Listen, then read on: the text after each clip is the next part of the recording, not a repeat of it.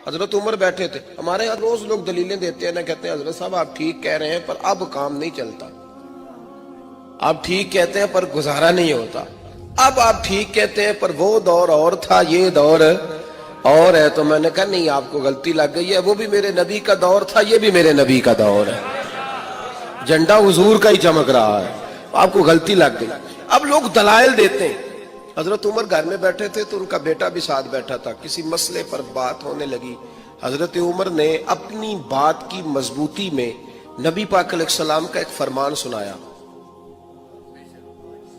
तो आपका साहिबजादा कहने लगा अब्बा जी वो तो ठीक है, लेकिन जब ये लफ्ज उसकी जुबान पे तो हजरत उमर ने तलवार निकाल ली, फरमाया उठ निकल मेरे घर से, मैं रसूलुल्लाह की बात करता हूं तो अगर मगर करता है, मैं हुजूर का फरमान सुना रहा हूं तो अगर मगर करता है, निकल जा, कोई जगह नहीं तेरे लिए, चल दौड़ जा।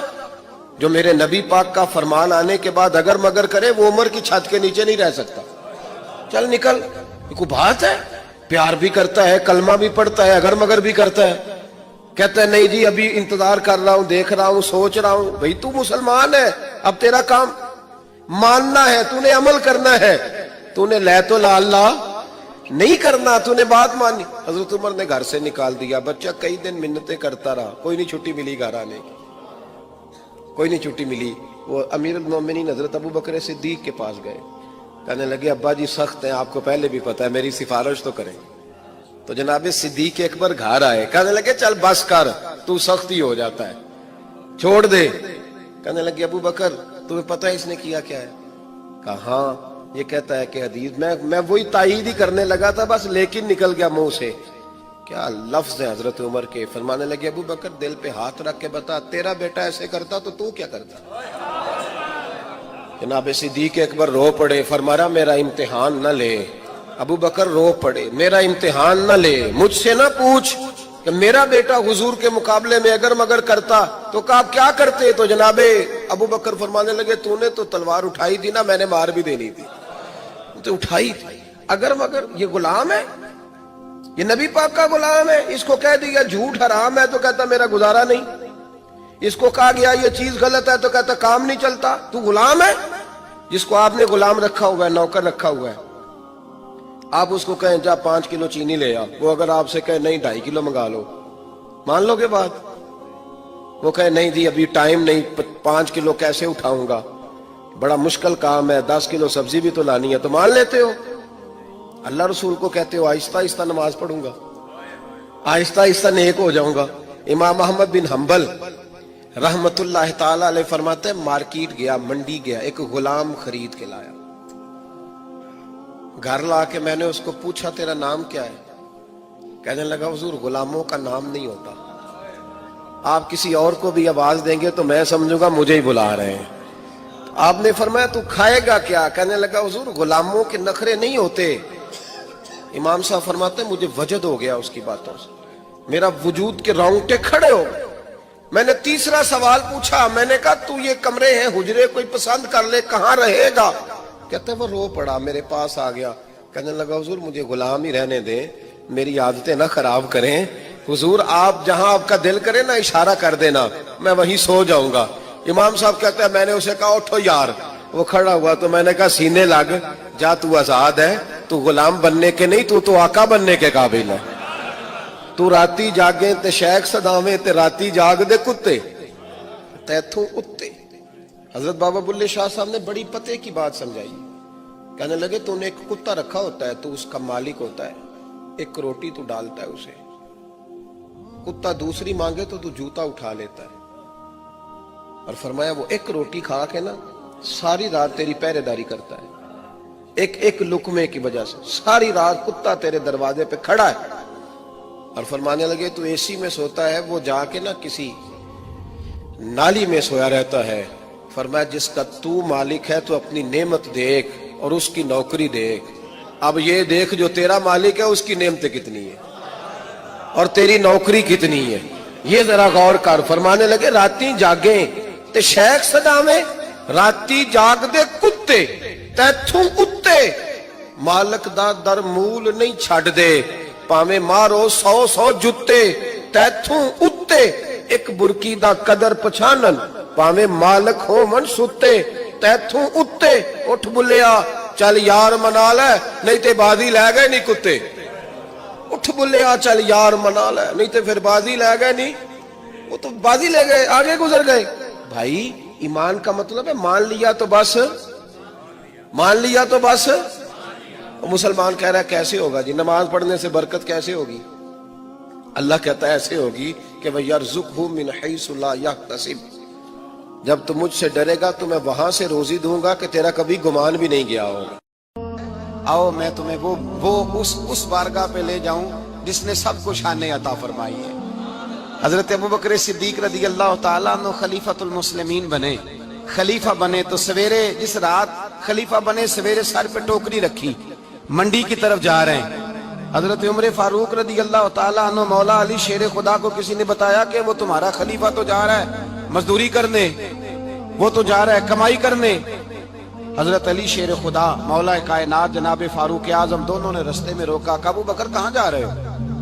फरमाने लगे काम करने जा रहा हूँ, मजदूरी करूंगा, मंडी में जाऊंगा, तिजारत करता था उसको जारी रखूंगा, बच्चों का पेट भी तो पालना है।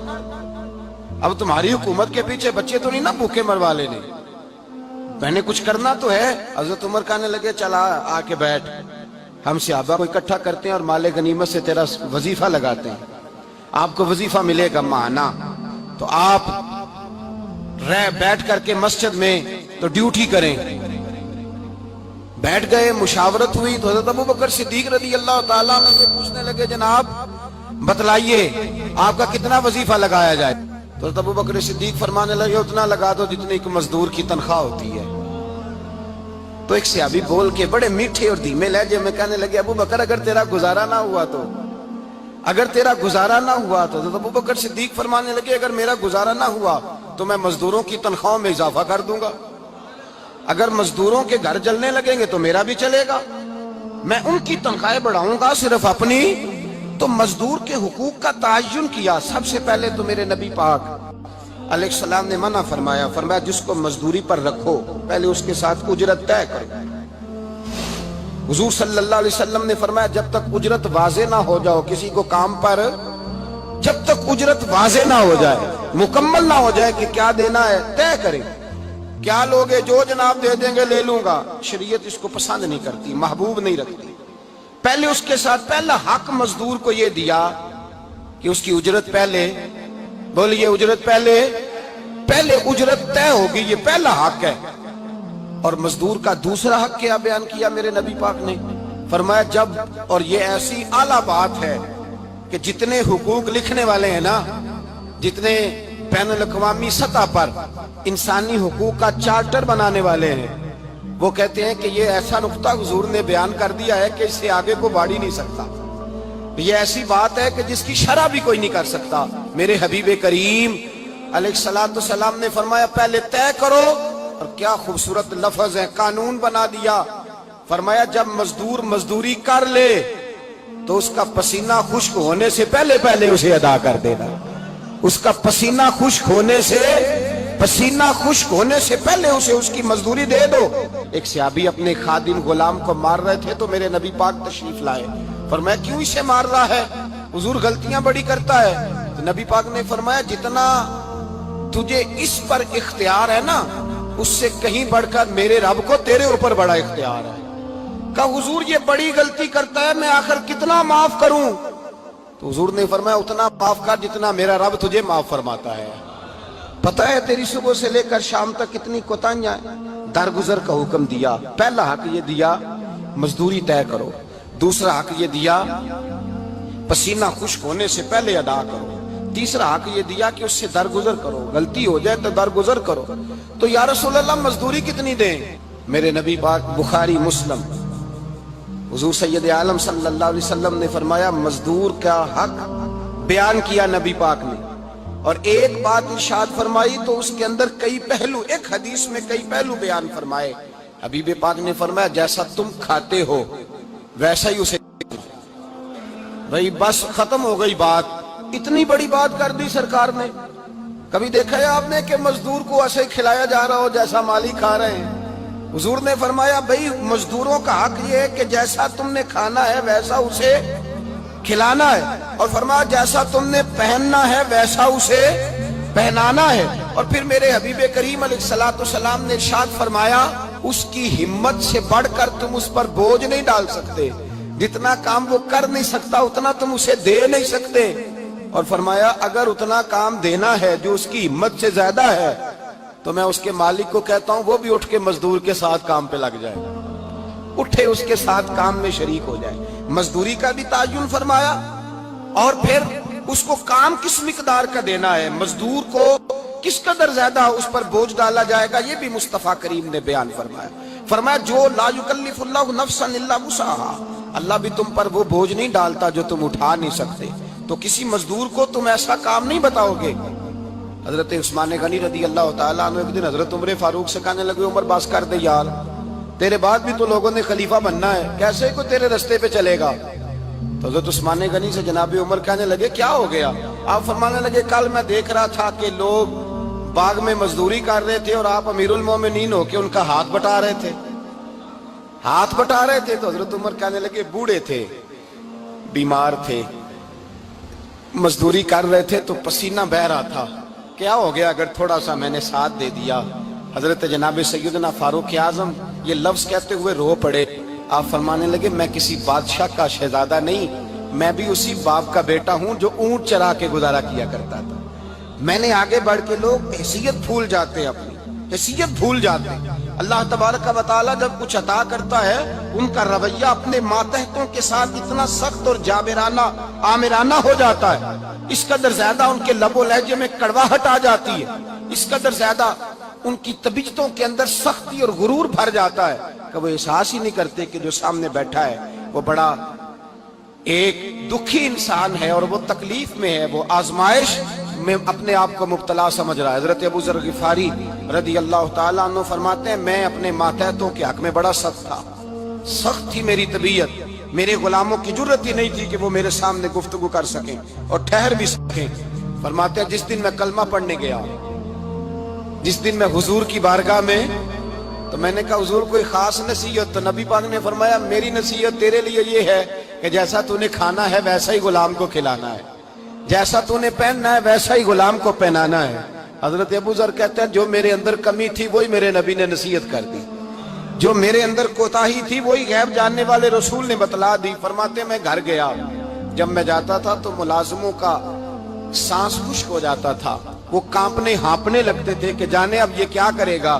حضرت ابو ذر غفاری فرماتے ہیں میں گیا، ایک شخص سے میں نے کہا کھانا پکاؤ، کھانا پکایا، دسترخوان پہ لگایا اور اپنے سارے ملازموں کو کہا آؤ یار میرے ساتھ بیٹھ کے روٹی کھاؤ، آؤ سارے میرے ساتھ بیٹھ کے کھانا کھاؤ۔ فرماتے ہیں انہوں نے کھانا کھایا، پھر میں ان کو بازار لے گیا، جیسے کپڑے میں پہنتا تھا ویسے ہی میں نے ان کے لیے بھی خریدے۔ فرماتے ہیں میرے غلام کہنے لگے آقا خیر تو ہے نا، خیریت تو ہے نا، کیا ہوا؟ مزاج مبارک تو ٹھیک ہے، کیا ہو گیا؟ اور یہ جو ہم فضا کو اتنا خوبصورت دیکھ رہے ہیں اور یہ جو ہم اتنی پیاری ریم جھیم برستی دیکھ رہے ہیں یہ جاری رہے گی یا ایک دن کی ہے؟ تو حضرت ابو ذر غفاری رو پڑے، کہنے لگے اب تمہیں ابو ذر غفاری بدلا ہوا ملے گا، اس لیے کہ اب میں وہ نہیں رہا، اب میں رسول اللہ کا کلمہ پڑھ کے غلام مصطفیٰ بن گیا ہوں، اب میں بدل گیا ہوں، میری طبیعت بدل گئی۔ غلاموں کے حق میں حضرت مولا علی شیر خدا غلام کو لے کر کے گئے دکان پر، حضرت مولا علی غلام کو لے کر گئے کپڑے کی دکان پر، 2 جوڑے خریدے، ایک کم قیمت کا ایک زیادہ قیمت کا، ایک کم قیمت کا ایک زیادہ قیمت کا، 2 جوڑے خریدے۔ جب واپس لوٹے تو غلام سے کہنے لگے تو اپنا لے لے۔ غلام کو پتا تھا کہ اس زمانے میں ہوتا کیا تھا، اس نے کم قیمت کا جوڑا اٹھایا۔ حضرت علی فرمانے لگے عجیب آدمی ہے، یہ تو تیرا نہیں، یہ تو میرا ہے۔ اس نے کہا حضور کس طرح سے؟ آپ فرمانے لگے تیرے لیے قیمتی جوڑا اس لیے خریدا ہے کہ تو جوان ہے، اور میں نے اپنے لیے اس لیے چھوٹا خریدا ہے کہ میں تو اب بوڑھا ہو گیا ہوں، مجھے تو حاجت نہیں۔ کہنے لگا حضور بوڑھے اور جوان کا مطلب نہیں، آپ علی ہیں، من کنت مولا فہذا علی، علی مولا، علی مولا، آپ چونکہ مولا علی ہیں اور آپ امیر المومنین ہیں، لہذا آپ نے تخت پر بیٹھنا ہے، آپ نے سلطنت کو چلانا ہے، آپ پہنیے۔ حضرت علی فرمانے لگے تو میرا غلام بنا ہے نا، تو نے ابھی میرے نبی کا دیدار نہیں نہ کیا، تو بعد میں آیا ہے نا، اگر تو اس دور میں ہوتا تو جان جاتا کہ یہ عمل میرا ہے پر اس کے پیچھے جو نصیحت کے پھول ہیں وہ مصطفیٰ کے عطا فرمائے. ایک دفعہ نا حضرت ابو بکر صدیق اور جناب عمر فاروق کی نا کسی بات میں شکر رنجی ہو گئی, اختلاف رائے ہو گیا. تو جناب عمر ذرا ڈاڈی طبیعت کے بندے تھے, ڈانٹ دیا ابو بکر صدیق. تو صدیق ایک پر نرم بندے تھے, ماڑے دا کی کام محمد نس جانا یا رونا. تو وہ گا کے نا تو پہلے گھر روئے پھر حضور کے پاس چلے گئے. جناب عمر کہتے ہیں مجھے بھی خیال آیا کہ یار یہ مجھے نہیں کرنا چاہیے تھا. تھوڑی دیر کے بعد اچھے لوگ جو ہوتے ہیں ان کا غصہ جلدی اتر جاتا ہے. کہتے میں نے جا کے جناب صدیق اکبر کے دروازے پہ دستک دی تو پتہ چلا وہ تو گھر ہی نہیں. میں سمجھ گیا, میں ڈر گیا, میری ٹانگیں کانپنے لگی. کیوں ڈر رہے ہو عمر؟ فرمانے لگے اس لیے ڈر رہا ہوں کہ ابو بکر جب اپنے گھر نہیں ہوتے تو دروازہ رسول پہ ہو. ساری بات تو سنا دی ہوگی. فرماتے ہیں میں نبی پاک کی بارگاہ میں پہنچا, سامنے ابو بکر بیٹھے, پشت مبارک میرے کریم رسول کی کعبے کی جانب, چہرہ صدیق اکبر کی جانب, دونوں کی گردنیں جھکی ہوئی. جناب عمر پاک فرماتے ہیں کہ میں بیٹھا تھا اور سوچ رہا تھا, سلام لی, جواب ملا پر گردنیں نہیں اٹھائیں دونوں نے, مقدس گردنیں جھکی رہی. میں سوچ رہا تھا کہ اب حضور مجھے ڈانٹیں گے تو میں صدیق کے پیر پکڑوں گا, میں علی کو سفارشی بناؤں گا, میں منت کروں گا, لیکن کوئی بولے تو بات بنے نا. کہتے ہیں جب دیر ہو گئی, یہ سکوت بھی بڑا مشکل ہوتا ہے. اوہو, اگر کبھی وہ چپ کر جائے تو یہ بھی بڑا مسئلہ ہے, محبوب بھی چپ کر جائے. کہتے ہیں میں بڑا پریشان ہوا, جب میرا کلیجہ منہ کو آیا نا تو جناب عمر کہتے ہیں میں بولنے لگا تو آنسو میرے پہلے نکل گئے. میں نے رو کے کہا سونیا بھول گیا تھا, میں گیا تھا ابو بکر کے گھر معافی مانگنے پر یہ یہاں آ گئے. یہ میرے دوستوں اسے میری تقریر نہ سمجھنا, میرے رسول پاک کے یہ اصل لفظ آپ کو کتاب میں ملیں گے. آپ طبقات ابن سعد اٹھا کے دیکھیں. جناب عمر کہتے ہیں میں نے عرض کی حضور میں نے غلطی سمجھ لی تھی, میں گیا تھا ابو بکر کے گھر حضور, میں بھول گیا تھا. فرماتے ہیں نبی پاک نے جب گردن مبارک اٹھائی تو حضور کی داڑھی آنسوؤں سے بھری ہوئی, اور لفظ کیا تھے؟ فرمایا عمر تم میری خاطر میرے ابو بکر کو معاف نہیں کر سکتے تھے. اب بات کو سمجھیں, یہ نہیں فرمایا ابو بکر نے غلطی نہیں کی, فرمایا چھوڑ نہیں سکتے تھے تم, میری وجہ سے میرے صاحب کو چھوڑ نہیں سکتے تھے. پھر حضور نے فرمایا عمر یہ سارا مکہ تلواریں لے کے مجھے قتل کرنے آتا تھا, یار یہ اکیلا تھا, اس نے کھول کے بازو کہا تھا کہ جو حضور تک جائے گا میری لاش سے گزر کے جائے گا. فرمایا دنیا بھول جاتی ہے, مجھے یاد ہے ابو بکر صدیق نے مال بھی دیا, اولاد بھی دی, میری خاطر چھوڑ نہیں سکتے تھے. جناب عمر کہتے ہیں میں اس کے بعد سمجھ گیا کہ میرے مصطفیٰ کی رضا اسی میں ہے کہ ابو بکر کو راضی رکھا جائے. سبحان اللہ. آپ مہربانی سنو, اب فوراً سنو, فوراً اس کے بعد نبی پاک علیہ السلام نا شارع ہیں دین کے. حضور جو چاہیں کسی کے لیے حلال کر دیں اور جو چاہیں کسی پر حرام کر دیں. ایک شخص نے کہا تھا حضور 3 نمازیں پڑھوں گا, اس شرط پر مسلمان ہوتا ہوں. فرمایا 3 ہی پڑھنا, کلمہ تو پڑھنا. حضور شارع ہیں, علماء اس لفظ کو جانتے ہیں, میں زیادہ کھولتا نہیں. ہر شخص کو اجازت ہے, اگر حقوق ادا کر سکتا ہے تو ایک وقت میں 4 نکاح کرے, اسے اجازت ہے. اگر حق دے سکتا ہے تو اجازت ہے. مولا علی نے بھی ارادہ کیا سیدہ کی موجودگی میں اللہ کہ میں دوسرا نکاح کر لوں, ساری کائنات کو اجازت ہے. تو سیدہ فاطمہ کے دل میں تکلیف ہوئی, دوڑی آئی حضور کی بارگاہ. بی بی صاحبہ نے زندگی بھر کھل کے کوئی بات نہیں کی, آج بھی آئی تو چپ کر کے بیٹھ گئی. بیٹیاں بڑی پیاری ہوتی ہیں, ابا ہی انہیں بگاڑتا ہے, لاڈ ابا ہی دیکھتا ہے, کیا کریں مجبوری ہے. تو پھر میں نے دیکھا ہے بڑے بڑے سیانے ابے سگی بہن کے بیٹے کو بھی رشتہ دے کے نا, چاہے پالا بھی بھانجا خود ہی ہو تو گھر جا کے معافی مانگتے ہیں, پتر یہ جنی بھی خراب ہی نا میری وجہ تو تھوڑا خیال فرمائیں. بیٹی معاملہ بڑا عجیب ہے نا جی. سرور کائنات کے پاس سید آئیں تو تھوڑے آنسو آنکھوں میں آئے. فرمایا فاطمہ کیا ہوا؟ عرض کی حضور کچھ بھی نہیں, سب کو جائز ہے تو علی کو بھی تو جائز ہے نا, نکاح کرنا چاہ رہے ہیں. حضور نے خطبہ دے دیا, مسجد میں لوگ جمع کر لیے. آج کس لیے اجتماع ہے؟ جہاد کی تیاری ہے, کوئی نئی آیت آئی ہے. فرمایا آؤ سارے مسجد میں. خطبہ کتنا مختصر سا, مختصر توجہ ہے میرے بھائیوں کی. جی بسم اللہ. इधर देखो मेरी मुख्तसर सा खुतबा, 2 हरफी बात। हुजूर फरमाने लगे भाई मेरी बात गौर से सुन लो, ये जो फातिमा है ना ये मेरे जिगर का टुकड़ा है, बिदातु मिन्नी है, ये मेरे जिगर का टुकड़ा है। जिसने इसे राजी किया उसने मुझे राजी किया, और जिसने इसे नाराज किया उसने मुझे, खत्म हो गई बात। 2 हरफी बात। हजरत मौला अली कहते हैं बाकी सारे एक दूसरे का मुंह देख रहे थे कि आज इस खुतबे की क्या जरूरत, तो मुझे तो समझ आ रही थी ना। शेर खुदा कहते हैं मैं चुपके से उठा और सैयदा के पास गया, मैंने कहा मैंने तो बात ही की थी, तू पहुंच ही गई है। कहते इतनी देर में हुजूर भी आ गए। फरमाया अली सुन, सबके लिए दूसरा निकाह जायज है, पर जब तक मेरी फातिमा है तेरे लिए जायज नहीं, तू नहीं कर सकता, तेरे लिए जायज नहीं। जनाबे सिद्दीक अकबर के लिए रसूल पाक ने कहा मेरी वजह से छोड़ नहीं सकते थे, सैयदा पाक के लिए फरमाया जब तक मेरी बेटी है तेरे लिए जायज है। इधर सुनो, कुरान मजीद ने कहा कुल ला असअलुकुम अलैहि अजरा। हम आयत तबर्रुक के लिए हमारे यहाँ पढ़ी जाती हैं और तबर्रुक के लिए सुनी जाती हैं। कायनात का बहुत बड़ा अदीब शायर सारे बंदे इकट्ठे कर ले तो जो 2 लफ्ज कुरान पाक ने अहले बैत की शान के लिए कह दी, मुकाबला नहीं हो सकता। बात को समझे। किसी दरवेश ने कहा था असला नाल जे नेकी करिए ते ओ नस्ला ताक नहीं भुल दे, ते बेअसला नाल नेकी करिए ते फुल कंडियां नाल तुल दे।